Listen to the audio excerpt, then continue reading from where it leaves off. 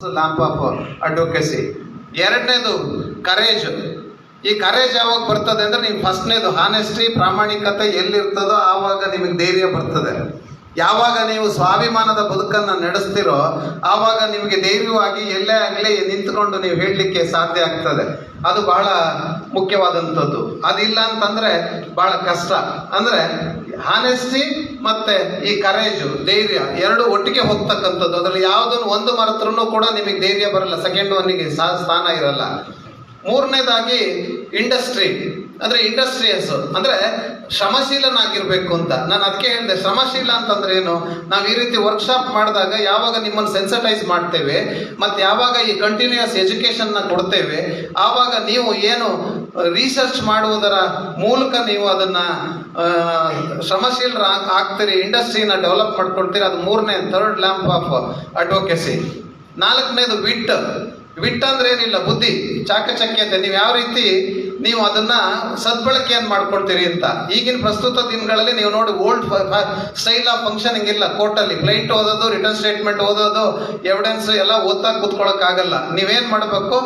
ಸಮ್ಮಪ್ ಮಾಡ್ಕೋಬೇಕು. ಸಮ್ಮಪ್ ಮಾಡ್ಕೊಂಡು, ಇಲ್ಲ ಪ್ಲೀಡಿಂಗ್ಸ್ ಹಿಂಗಿದೆ, ರಿಟರ್ನ್ ಸ್ಟೇಟ್ಮೆಂಟ್ ಹೀಗಿದೆ, ಇಶ್ಯೂಸ್ ಹೀಗಿದೆ, ಎವಿಡೆನ್ಸ್ ಈ ರೀತಿ ಆಗಿದೆ, ಮೆಟೀರಿಯಲ್ ಏನಿದೆ ಕೋರ್ಟ್ ಮುಂದೆ, ಅದು ಕಾನೂನು ಏನು ಹೇಳುತ್ತೆ ಅದನ್ನು ಸಮ್ಮಪ್ ಮಾಡಿ ಸಂಕ್ಷಿಪ್ತವಾಗಿ ಆರ್ಗ್ಯುಮೆಂಟ್ ಮಾಡಬೇಕು. ಗಂಟೆಗಟ್ಟಲೆ 2-3 ಗಂಟೆ ಆರ್ಗ್ಯುಮೆಂಟ್ ಮಾಡ್ತಕ್ಕಂಥದ್ದಿಲ್ಲ. ಅದು ಬಿಟ್ಟು ಎಲಕ್ವೆನ್ಸ್ ಕೂಡ ಹಂಗೇನೆ. ನೀವು ಯಾವ ರೀತಿ ಅಂದ್ರೆ ಎಲಕ್ವೆನ್ಸ್ ಅಂತ ಅಂದ್ರೆ ಯಾರಿಗೆ ಚಾಕಚಕ್ಯತೆ ಇರುತ್ತೆ, ಯಾವ ರೀತಿ ಕೇಸ್ನ ಪ್ರೆಸೆಂಟ್ ಮಾಡಬೇಕು ಅದನ್ನೆಲ್ಲ ಗಮನಿಸ್ಕೊಳ್ಬೇಕು. ಅದನ್ನ ಮಾಡ್ಕೊಂಡ್ರೆ ಮಾತ್ರ ಅದು ಸಾಧ್ಯ ಆಗ್ತಕ್ಕಂಥದ್ದು. Next judgement. ನಿಮ್ಮ ಹತ್ರಕ್ಕೆ ಒಬ್ಬ ಕ್ಲೈಂಟ್ ಬರ್ತಾನೆ. ಕ್ಲೈಂಟ್ ಬಂದಾಗ ನಿಮಗೆ ಗೊತ್ತಿರುತ್ತೆ ಆ ಕೇಸ್ನಲ್ಲಿ ಏನು ಸತ್ವ ಇದೆ, ಏನಿದೆ ಅಂತೇಳಿ ಗೊತ್ತಿರುತ್ತೆ. ಅವನಿಗೆ ವಿಶದವಾಗಿ ಹೇಳಬೇಕು, ನೋಡಪ್ಪ ಈ ರೀತಿ ಇದೆ, ನಿನ್ನ ಕೇಸ್ ಈ ಥರ ಇದೆ, ಕಾನೂನು ಈ ಥರ ಇದೆ, ಬಟ್ ನೀನೇನು ಕೊಡ್ತೀಯ ಫೀಸು, ಅದರಲ್ಲಿ ಶಕ್ತಿ ಮೀರಿ ನಾನು ಪ್ರಯತ್ನವನ್ನು ಮಾಡ್ತೇನೆ. ಕೇಸು ಸಮ್ಟೈಮ್ಸ್ ಏನಾಗುತ್ತೆ ಅಂದರೆ ಜಡ್ಜಿನ ಪರ್ಸೆಪ್ಷನ್ ಇರುತ್ತೆ. ಕೆಲವು ಟೈಮು ಈಕ್ವಿಟಿ ಜಡ್ಜ್ ಇರ್ತಾರೆ, ಕೆಲವರು ಕಾನೂನಿನ ಬಗ್ಗೆನೇ ಇರ್ತಕ್ಕಂಥ ಜಡ್ಜ್ಗಳನ್ನು ಕೂಡ ಇರುತ್ತೆ. ತಲೆಯಲ್ಲಿ ಪರ್ಸೆಪ್ಷನ್ ಆ ರೀತಿ ಇರುತ್ತೆ. ಅದನ್ನು ಅವನಿಗೆ ಹೇಳಬೇಕು. ಸುಳ್ಳು ಆಶ್ವಾಸನೆಗಳನ್ನು ಕೊಟ್ಟು ನಾನು ಅವನಿಗೆ ಬೆಟ್ಟದ ಮೇಲೆ ತಗೊಂಡೋಗಿ ಕೂರಿಸಿ ಒಂದೇ ಸರಿ ಕೆಳಗೆ ಬಿಸಾಕ್ಬಾರ್ದು. ಅದು ಬಹಳ ಮುಖ್ಯ. ಜಡ್ಜ್ ಮೇಲೂ ಆಮೇಲೆ ಈ ಜಡ್ಜ್ಮೆಂಟ್ ಬಂದಂಥ ಸಂದರ್ಭದಲ್ಲಿ ಇಲ್ಲ ಏನೋ ಬೇರೆ ಏನೋ ಆಗೋಗ್ಬಿಟ್ಟಿದೆ, ಅವ್ರೇನೋ ಮಾಡವ್ರೆ, ಇವರೇನೋ ಮಾಡವ್ರೆ ಅಂತ ನೀವು ಏನಾದ್ರು ಹೇಳಿದ್ರೆ, ಅದು ನಮ್ಮ ಮೇಲೆ ಜನ ಏನು ವಿಶ್ವಾಸವನ್ನು ಇಟ್ಟು ಬಂದಿರ್ತಾರೆ, ನ್ಯಾಯಾಂಗದ ಮೇಲೆ ವಿಶ್ವಾಸವನ್ನು ಇಟ್ಟು ಬಂದಿರ್ತಾರೆ, ಆ ಒಂದು ನೀವು ಇನ್ಸ್ಟಿಟ್ಯೂಷನ್ನ ಗೌರವವನ್ನು ಕಡಿಮೆ ಮಾಡ್ದಂಗೆ ಅದು ಹೇಳಬಾರ್ದು. ಕೇಸ್ ಯಾವುದೇ ಕಾರಣಕ್ಕೂ ಸೋತಿರಲಿ, ನೀವು ಹೇಳಬೇಕು ಈ ರೀತಿ ಇದೆ, ಈ ರೀತಿ ಆಗಿದೆ ಅನ್ನೋದನ್ನು ಹೇಳಬೇಕು. ಅದು ಜಡ್ಜ್ಮೆಂಟು. ಅದನ್ನು ಮೊದಲೇ ನೀವು ಕ್ಲೈಂಟಿಗೆ ಕ್ಲಿಯರ್ ಆಗಿ ಹೇಳಿರಬೇಕು.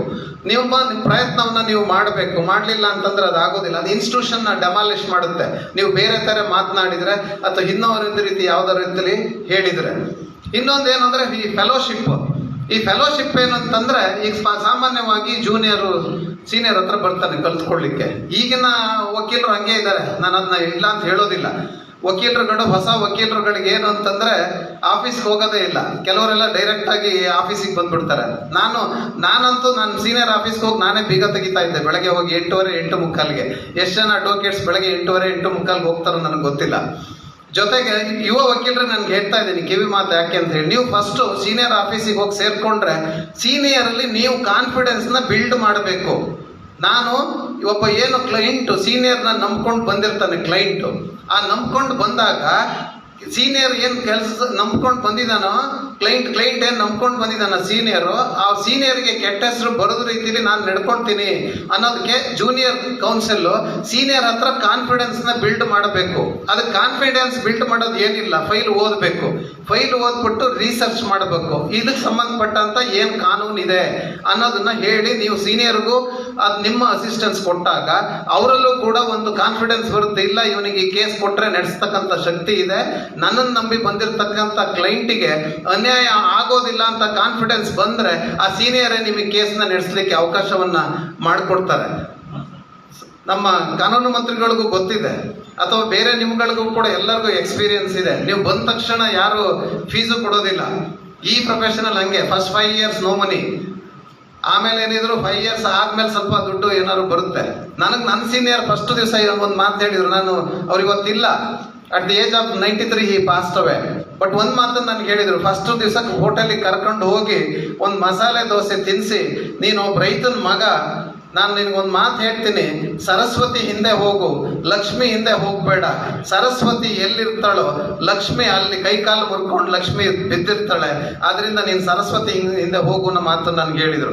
ಅದನ್ನ ನಾನು ಇವತ್ತಿನವರೆಗೂ ನಾನು ಮಾಡ್ಕೊಂಡು ಬಂದಿದ್ದೀನಿ. ಅದಕ್ಕೋಸ್ಕರ ನಾನು ಒಬ್ಬ ರೈತನ ಮಗ ಆಗಿರೋದ್ರಿಂದ ನಿಮ್ಮ ಮುಂದೆ ಇವತ್ತು ಒಬ್ಬ ಹೈಕೋರ್ಟ್ ಜಡ್ಜ್ ಆಗಿ ನಿಂತಿದ್ದೇನೆ ಅಂತಂದ್ರೆ, ಅವತ್ತು ನನಗೆ ಸೀನಿಯರ್ 92ನೇ ಇಸ್ವಿನಲ್ಲಿ ಒಂದು ಮಸಾಲೆ ದೋಸೆ ಅಂತ ಕೊಡ್ಸಿದ್ರು. ಅವತ್ತು ಅದೇ ನನಗೆ ಪೃಷ್ಟಾನ್ನ. ಅವತ್ತಿನ ದಿವಸದ ಮಸಾಲೆ ದೋಸೆ ಅವ್ರು ಹೊಸ ಕೋಟಿಗೆ 200 ರೂಪಾಯಿ ದುಡ್ಡು ಕೊಟ್ಟಿದ್ರು. ಆ 200 ರೂಪಾಯಿಗೆ ಬೆಲೆ ಕಟ್ಟಲಾಗ್ತಂಥದ್ದು.